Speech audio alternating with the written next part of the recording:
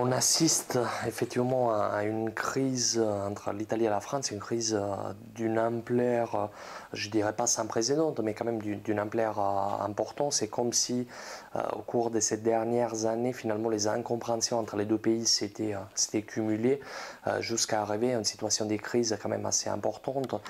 Quels sont les dossiers qui étaient l'objet des débats aujourd'hui entre Silvio Berlusconi et Nicolas Sarkozy? Tout d'abord, les conflits en Libye. L'Italie a très mal vécu.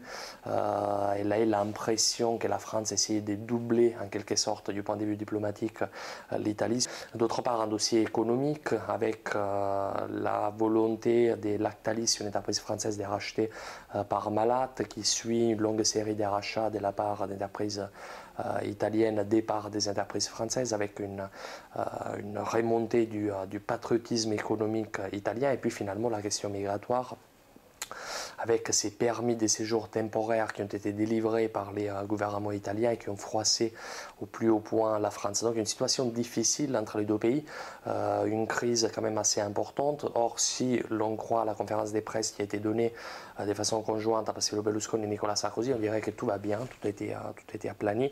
L'Italie avait annoncé déjà hier soir, suite aux sollicitations de Barack Obama, qu'elle va finalement participer aux frappes militaire sur la Libye contre l'armée fidèle au colonel Kadhafi. Cette annonce, par ailleurs, n'est pas du tout anodin, l'effet qu'il a été donné hier soir et non pas aujourd'hui. L'Italie ne voulait surtout pas donner l'impression qu'elle agissait en suivant une proposition, un diktat de Nicolas Sarkozy, mais plutôt en cédant aux pressions américaines. Et sur la question migratoire, finalement, les deux pays vont proposer à la Commission européenne d'amender les traités Schengen. Mon analyse de cette situation est que, mis à part les déclarations des façades, aucun des trois dossiers n'a été véritablement réglé. Justement, j'ai dit que les trois questions n'ont pas forcément été réglées parce qu'il est simple de dire à la fin d'un sommet que l'Italie et la France vont proposer à la Commission européenne de prendre des initiatives pour réformer les clauses du traité de Schengen. Toujours est-il et reste à voir comment cette réforme du traité sera réalisée, quelles en seront les conséquences. Ce que je constate, c'est que les deux pays, l'Italie et la France, ont agi d'une façon assez irresponsable sur cette crise des migrants. Des pays comme la France ou l'Italie qui accueillent sur leur sol plusieurs millions des citoyens étrangers ont finalement donné lieu à un spectacle assez miséreux, à une crise diplomatique assez importante au sujet des 20 à 25 000 migrants tunisiens qui ont effectivement traversé la Méditerranée de façon clandestine, mais en mettant leur vie en péril suite aux événements qui sont en train de secouer l'Afrique du Nord. J'ai l'impression que, alors que les relations internationales risquent de vivre un nouveau phénomène de rupture qui va changer considérablement l'état du voisinage de l'Union européenne, eh bien, les sommets franco-italiens se concentrent finalement sur quelques centaines, sur quelques poignées des migrants et sur la question de savoir est-ce qu'on a, oui ou non, les droits de refouler ces personnes, tout cela parce qu'on est inquiet des sondages d'opinion qui donnent des très fortes poussées de tel ou tel parti ayant des positions en partie xénophobes. Je pense qu'on ne s'en sort pas par les hauts. Cette proposition de réformer les traités de Schengen ne va pas dans la bonne direction, dans la mesure où déjà aujourd'hui on peut effectivement suspendre Schengen, on peut le suspendre selon des clauses qui avaient été créées pour éviter les débordements lors de la tenue des grands sommets internationaux. C'est des mesures anti-black bloc, ce qu'on appelait les black blocs, ou bien pour la tenue des grands événements sportifs pour éviter les menaces terroristes ou les mouvements d'hooligans. Donc il existe déjà une possibilité de suspendre effectivement les traités de Schengen.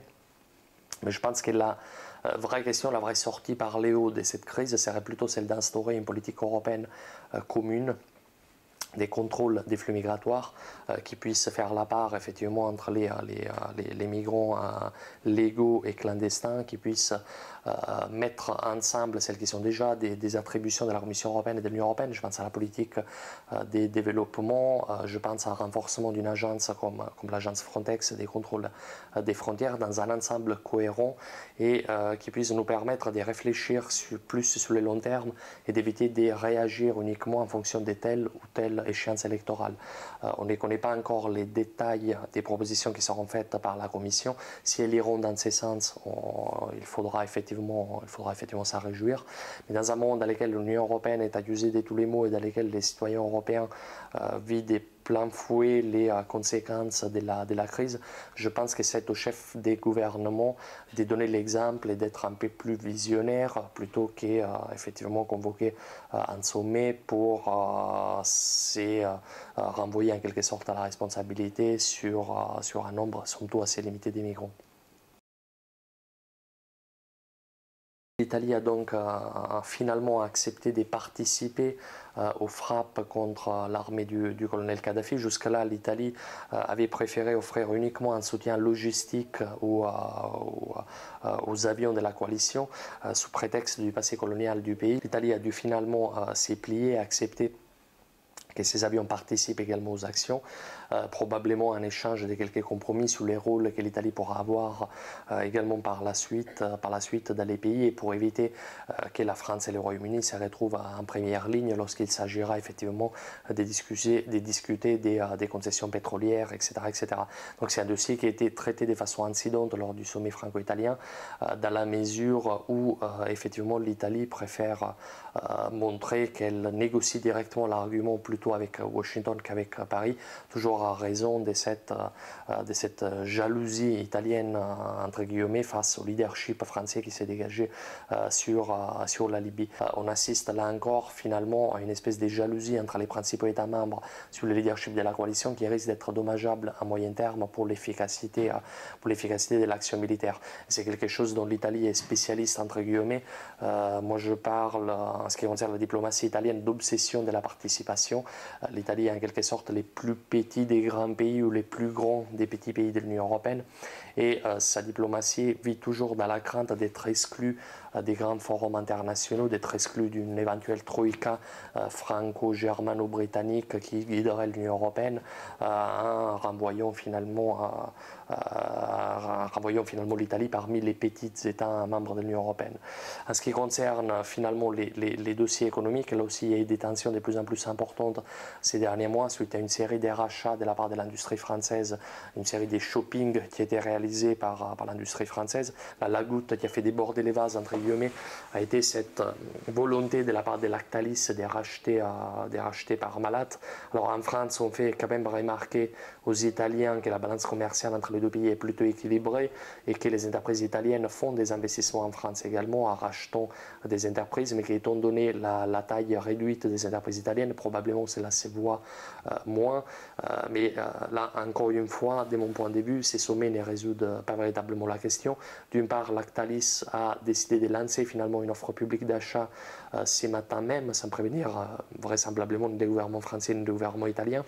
Et d'autre part, face aux défis auxquels l'économie italienne et l'économie française, les États, même italiens et français, avec des déficits budgétaires, des dettes importantes, sont confrontés. C'est replié dans une espèce de protectionnisme national de telle ou telle entreprise me paraît en quelque sorte mesquin et pas adapté à l'ampleur des enjeux.